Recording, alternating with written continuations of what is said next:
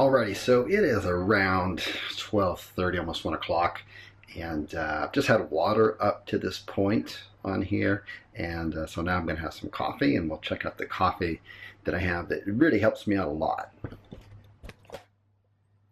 Okay, so what I've got here is I've got some butter. Now this is off. I've got to give full credit to Bulletproof on here. So this is organic and it is grass fed. It's from France. I'm in Spain, so it's kind of hard to get this kind of stuff. But I found that's from France, verified that it's grass fed. Really important that it's grass fed because you can have so much more omega-3s in it. So, you know, if you're somewhere else in the world, you probably get this a lot easier than I can. Coconut oil on that. It's just more just kind of brain fuel.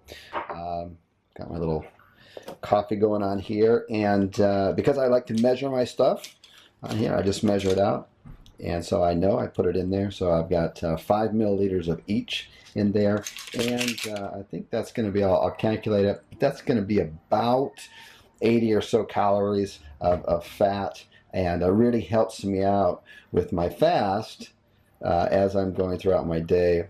And I'm going to work for another couple more hours and then head off to the gym. Okay, so that's what I do, and it really helps me out to overcome hunger pains and stuff like that. At this point, I've done this for such a long time that it's not that big of a deal. It's more of a habit. But if you don't like to drink coffee, not a big deal. You could mix that with your teas, okay?